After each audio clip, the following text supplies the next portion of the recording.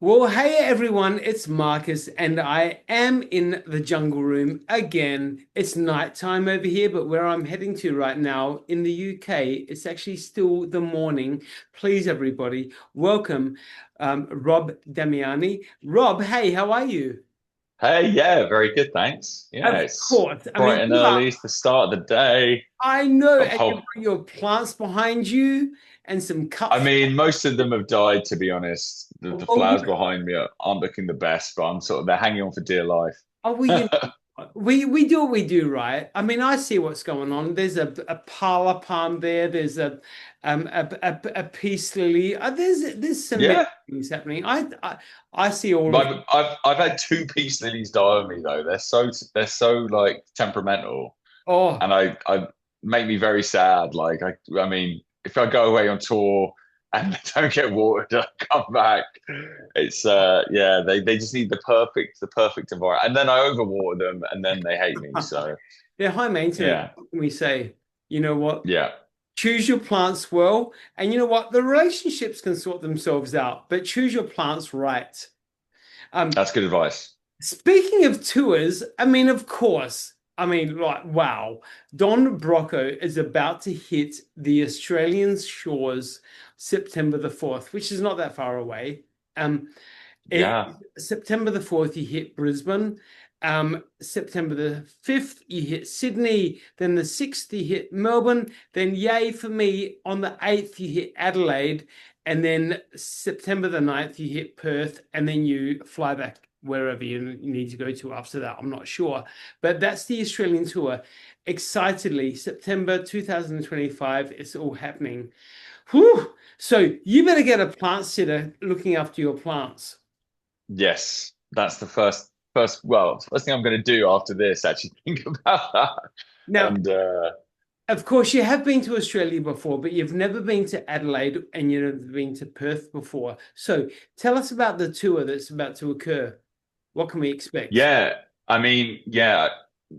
The last few times we've been twice now before to Brisbane, Sydney, and Melbourne, and they were just crazy. You know, again, the first time we had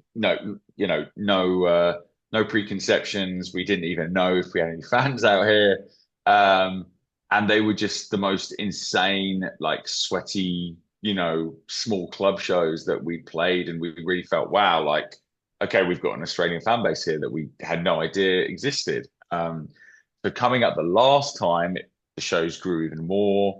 It was this, yeah, an amazing realization that, um, there was people who'd been, listening to us from our early records, and also a lot of people who discovered us, I think, on our probably third and fourth records, which were technology and amazing things, but delved back into the back catalogue and knew some of the old ones too. So it really felt like we had this fan base who'd almost like were as close to us as the fans we have been playing to for years back in the UK. It felt really special, and yeah, we came away from that tour just feeling so stoked.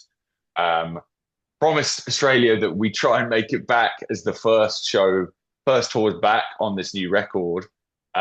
Somehow just about managed to pull it off. We're like in the final stages of recording our new album now. So it was touch and go for a minute where we thought, oh my God, are we gonna be ready in time to actually commit to this promise? But yeah, we've got basically like 2 weeks left of recording. We're going to be playing a lot of new music on, the first time we're playing new music at these shows. So we've got a new song, Cellophane. We've got a new one coming out after that.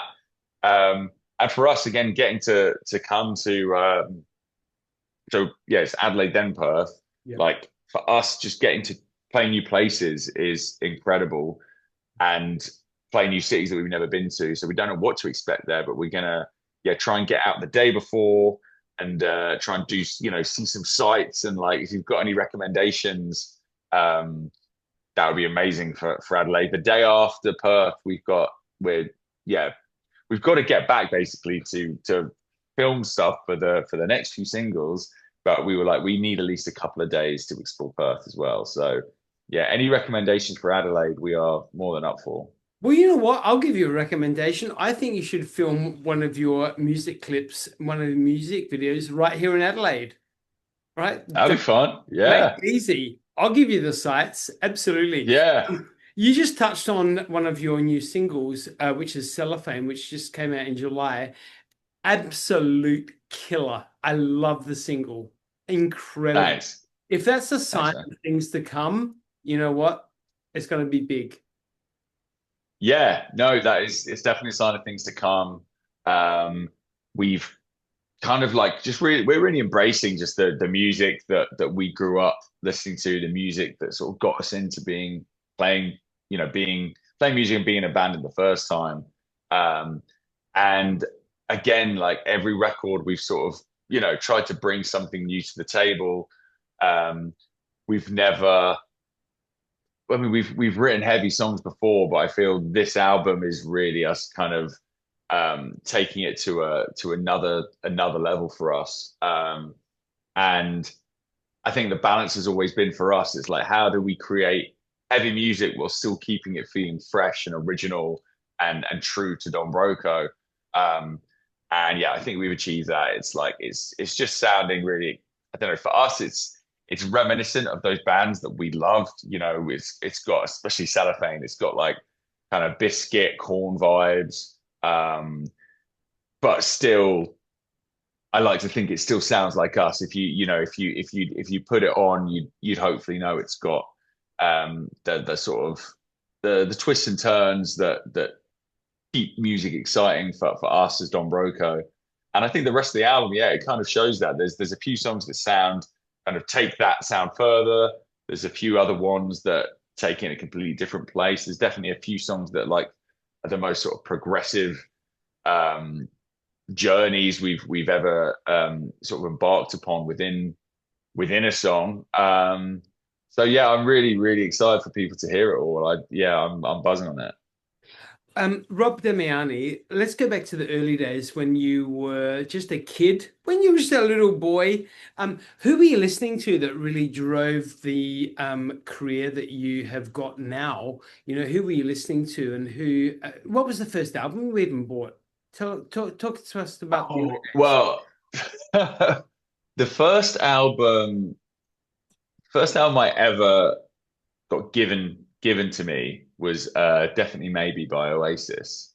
So my dad gave me that as a Christmas present, and I remember thinking, awesome, thanks, Dad. Loved it, opened it Christmas Day, put it on. And then the week after, I asked if we could swap it for Spice Girls. Because I was in a like a crazy Spice Girls phase of my life, the first album. Gotta say Rob, that. we were all So there. We were all so there. we took Oasis back and swapped it for Spice Girls. So that was like my first ever decision of making music of what do I like. And yeah, gosh, man, I still love Spice Girls. They're amazing. So back then I think I did go back and buy Oasis as well. So I had as a kid growing up in the UK, I was just absorbing everything that was out there, pop music, huge Britpop phase. Like I loved the Blur Oasis battle that was going on back then. Um, Around the house, I listened to my parents pretty much exclusively played Michael Jackson, so it was a lot of Michael Jackson around the house. I think that is a big part and a big influence on and of just my musical outlook in general. But it was I think the first bands that I think maybe Red Hot Chili Peppers, Californication might have been one of the first records where I was kind of dipping into, okay, like I'm really into guitars and bands. Um, but it wasn't until I think probably Limp Bizkit and well yeah it would have been Limp Bizkit first with probably Nookie was the first song I heard by them. Yeah, right. Or maybe it might have been Break Stuff actually. Basically that Significant Other record, our drummer's brother had it, and he'd like, if we go around to Matt's house, his brother would be playing it in his bedroom and be like, what the fuck is this? This is insane. Because I was also really into Eminem and Dr. Dre. So I remember like going to America and getting the Dr. Dre 2001 album before any of my friends could get it, bringing it back and just being, just feeling like the biggest legend because I had this fucking sick album that none of my friends can get. So uh, being into like Eminem and Dre, and that was my introduction into rap music. Discovering bands like Chili Peppers, and I guess, I think I was definitely aware of like Blink-182 and probably Metallica as well by that point. But then hearing, I guess you know, new rap rock, you know, um, collision of Limp Bizkit, Linkin Park, Papa Roach, all these bands coming out, and obviously, and then being able to deep dive back into Rage Against the Machine, and kind of, discovering kind of where that began. That was so exciting for me because it was this music and these sounds that I'd heard before in other artists, but never combined in that way. Um, and yeah, it really felt like, we were part of a moment because within a few years, like Limp Bizkit were one of the biggest bands in the world. It was crazy. They're a weird band as well, man. They're like, they're progressive. Just Fred and Wes is like almost, two creative forces feeling like they're leading the fray as almost like, as visually as well. Um, all the electronics and the samples that they bring to the table, that so many like, Linkin Park were incredible at that as well. It just felt like a really exciting time to be getting into music. And yeah, and that music conquered the world. Like I remember, you know, that Linkin Park Jay-Z collab album was just, it was everywhere and it was incredible. Like the way the songs just married together so well. It felt, yeah, it was a very exciting time, and that was definitely one of the foundational kind of launches of creatively that sort of inspired Don Broco when we first started.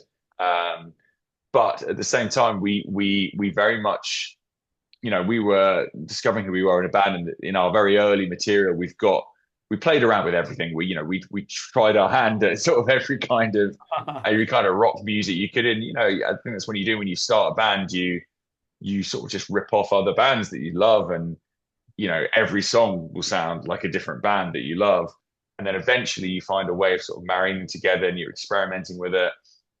And then we sort of shied away from that because I think that whole scene, it did get very kind of stale, and there were too many copycat bands, and it kind of put people off that music in general. So it's been really nice for us the last few records to be sort of bring that back into our sound. And I think this album is where we've really dialed it in and brought back the nostalgia of the bands that we love, but also bringing something super fresh and a new kind of a new take on it. So yeah, I'm just really excited for everyone to hear the new album now. You are nailing it. Like, I've got a feeling our parents, my parents and your parents, are going to reveal this big kind of surprise at some point down the track, being like, by the way, you guys are separated at birth. Because, I mean, you're giving all the names. You're giving me the Spice Girls, you're giving me Oasis, you're giving me Michael Jackson, you're giving me Red Hot Chili Peppers, Rage Against the Machine. All of these things, sign me up, sign me up, sign me up. You've Yeah. given me all the names I need. Um, I feel like we've had the same vinyl album collection for the last 20 years. I'm not sure. Yeah. 2012 Priorities was obviously out and about, which like really took you guys to a different level again. And that's obviously what made you huge in the UK, but obviously what started to get you noticed in Australia as well. From there, obviously, there's been 4 studio albums, about to be 5 studio albums, which I'm excited for. Cellophane being the one of the singles, of course. But Obviously, Don Brocco's sound is very evolving. What's been the biggest creative leap that you've actually gone through as a band recently? Um, Probably the biggest create. Well, I'd say there were two big creative leaps, really. Like recently, it's definitely been an evolution of the sound. It's kind of the last three albums I think really sit together really well. So technology into amazing things into this next album, which was still deciding a name on at the minute. Um, but yeah, the biggest creative leap probably was the two biggest was from our first album Priorities to our second record Automatic, um, where we kind of really just dialed in, how can we make the kind of the kind of smoothest pop pop rock record that we're capable of doing while still bringing the grit and the energy that that we love in music. Um, and then the shift then to technology, like I think that album, it almost, a couple of songs in that album, we really, I'd say half the album, I felt like we probably nailed. The other half, we were like, we've either pushed it too far or live, it didn't deliver from us. In touring that album for a couple of years, we were not getting the same enjoyment out of live music as we were from our previous album, and that kind of enforced quite a dramatic switch again to technology, which was, it wouldn't have been such a crazy leap if it had been from our first album to technology, but from our second to technology, a lot of people are like, wow, this is like a different band. Um, and that was really through just playing live, like again, playing the songs from Automatic. We were rewriting them a little bit for live and bringing in just heavier elements and just playing it a lot harder and structurally making sort of small changes that brought the songs to life more. And that was really the first time we were so conscious of playing songs in big environments as well, because that record Automatic, it took us to arenas and stadiums and a lot of places around the world that we never played before, which then made it so much more important that the music we played, we were still enjoying from an energy perspective and bringing that that heaviness to the live uh,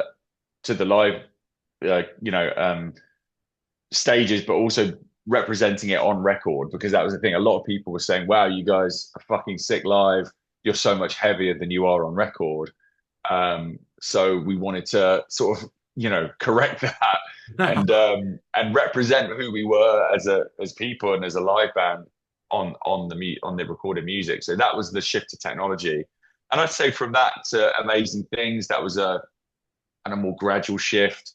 A lot of people thought that got a bit heavier as well. I think it did a little bit.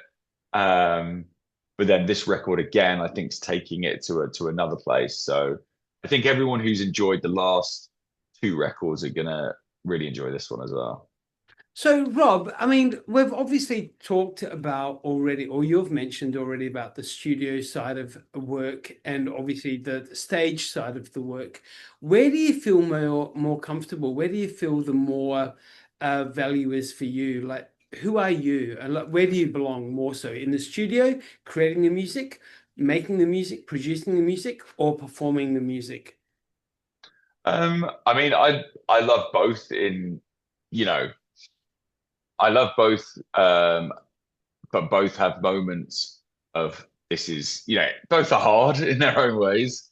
Overall, definitely live, like as a live performer. Yeah. I think my strength is as a human, as a person, as a creative force. Um, I think, as a live performer, that's when I that's what I get my kicks out of. That's where I really buzz off the music that we have created in the studio, is the feeling of connecting with people. I'm a people person. I'm quite a social person, but even if I wasn't, just that connection being with the fans and being able to make people happy, and see that in person. That's an incredible feeling. It's an incredible, gift to be able to do that. And obviously you do hear about that, people enjoying the music, and people tell you, you know, how important a song or a record is to them, and how it's helped them through a tough time, or it's, just made their day better, and or soundtracked their, an experience. And that is awesome to hear. I'm not saying that isn't. It's fucking wicked, but it's very different to hearing about it than actually seeing it in real life, and seeing just, joy on people's faces, at a show. And obviously with that as well, that also being on tour, it comes with adventures. It comes with, you know, meeting new people, seeing old friends, traveling around the world. It's really awesome. Um, Being in the studio has moments of just some of the best moments ever, to be fair. Like getting those sort of breakthrough moments on a song where you've either been struggling at something and it finally clicks, or even when it just comes out of nowhere and you're like, how did this happen? Like this is, you get lucky sometimes where you've been working on a song for like half a day and suddenly, wow, this is something special.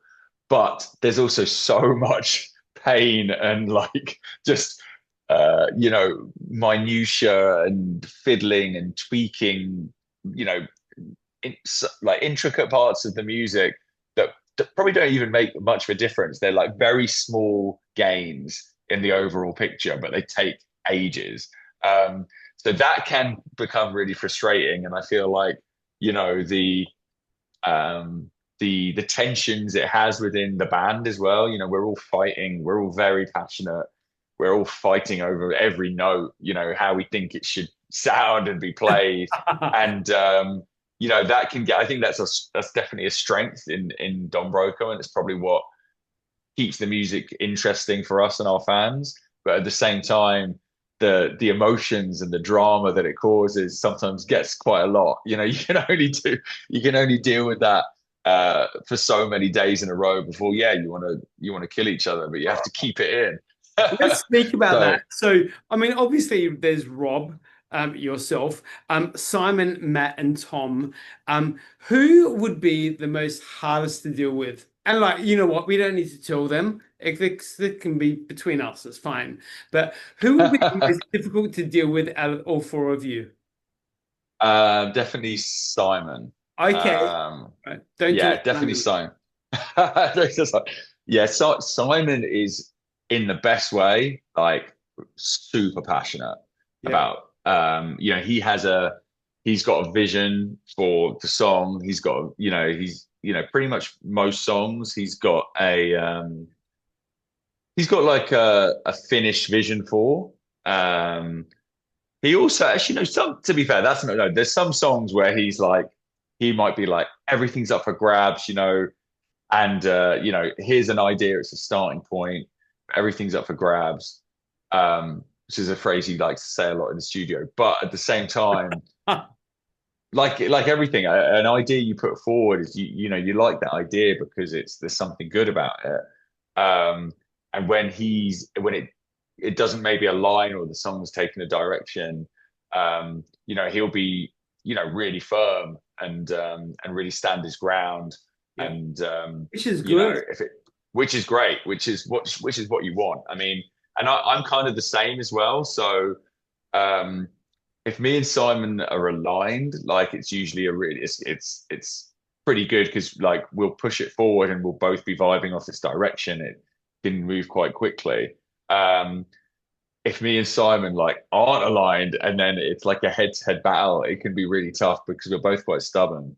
And it's like it's a battle of wills. It's a battle of it's like the energy, how much energy can you use. But it's time. Time is usually the revealer, as again, of like, because we both are very aware we don't always get it right first time. Um, but you don't always have unlimited time in the studio. Like if it's some of the early stuff you're writing, you can be like, right, okay, we'll try this route, we'll try this route, we'll try multiple routes, and then we can like sit on them and reflect on them, give it a week, give it a month, whatever. But as the album process goes on and time limits, sort of get nearer and nearer, you sometimes have to make those sort of more instant decisions, and Yeah. that gets really, really stressful. So, I mean, not to say that Matt and Tom don't have their moments too, as well. Like, they both have very clear ideas of what they like, but sometimes they're a bit more.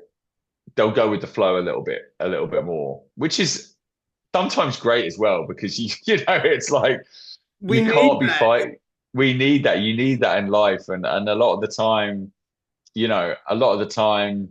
I'll look back on things and I'll be fighting for something so hard, and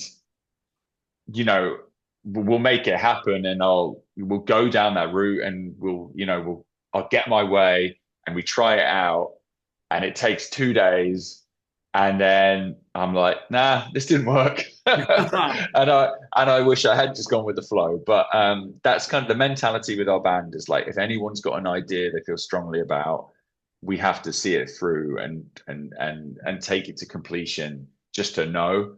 Um, yeah, and I think overall it does pay off. And you know what, Rob? I mean, seriously, if all else fails, put the drummer on stage and sell those tickets. It'll be fine. People love the drama, they love the theatre. Yeah, he did. Hey, you know what? I really feel like we could talk about music forever. You have got so much intelligence and so much knowledge about the music industry and the career that you have, which I absolutely like sign up for. So, you know what? I've got a Oh, feeling thanks. when obviously there's going to be a tour for the album comes out. When the album comes out, I would love to do another conversation, another interview with you and talk about the album after people have actually seen it come out. Please promise. Yeah, Let's do it. definitely. Yeah, that'd be great. In the interim, everybody, like we said, this is Rob that we're speaking to. He is, of course, from Don Broco, and they're coming to Australia Thursday, September the 4th, right up until Tuesday, September the 9th. So starting in Brisbane, finishing in Perth, Adelaide's in between, Sydney's in between, Melbourne's in between. It's going to be an absolute hoot. Make sure you grab your tickets because it's going to be a killer show. I can't even wait. For those of you that in Adelaide, that like I am, it'll be at the Lion Arts Factory, which is an amazing venue. Like seriously, Rob, when you get to the Lion Arts Factory, that is the place that I model my home on. I want my home to be the Lion Arts Factory. Oh, cool. All right. Okay. So it's going to be cool. Now, Oh, excited. Yeah. when you get to Adelaide, we're going to catch up, right? It's going to happen. Yes. Yeah. Let's do it. And we can talk parlor palms or, peace lilies or whatever you want to talk about. It's fine. Um, so please, everyone, grab your tickets for Don Broco. It's going to be incredible. The Australian tour is going to be insane. Before we go out, though, one last question for you. So, what does the band mean to you in a sentence? What does music mean The to you? band. Yeah, music. Wow, good question. I think for me, the band and I guess it is music in general is it's connection. I think that is the thing that music has the ability to do it's it's so special that a lot of other art forms don't have as well. Art in general is that's what it's about, connection. But I think the way music can unite people from different walks of life, um, having completely different days, different experiences, different moods, the way that you can talk about and get an enjoyment of music with just complete strangers, and the way what that does is in a connection, for me and the band. We're obviously been doing it for years, friends since school, but it's still giving us so much and so much enjoyment from creating it and performing it to the connection it gives us with complete strangers in a crowd. And you know the way that it can unite people in a crowd who don't know each other. You can just be turning around to your left and your right, and you're just singing along the same words, rocking out to the same riffs as this guy you've never met before. But I mean, I did it the other day. Like, went to saw one of my favorite bands, Biffy Clyro, and just this guy just losing his mind next to us, and we were vibing off all the same parts. He knew every intricacy of the riff, and we were screaming like we were just looking at each other. Like by the end of the night, we had our arms around this random bloke and just having the best time. And I think music is just really special for that. So yeah, definitely connection and the love it brings to people is what it's all about. Rob, if there's no joy, you're not doing life right. Very true. Very true. So Don Broco, everybody, is coming to Australia. Make sure you grab your tickets. I will put the link in the post. Get along. It's going to be fun.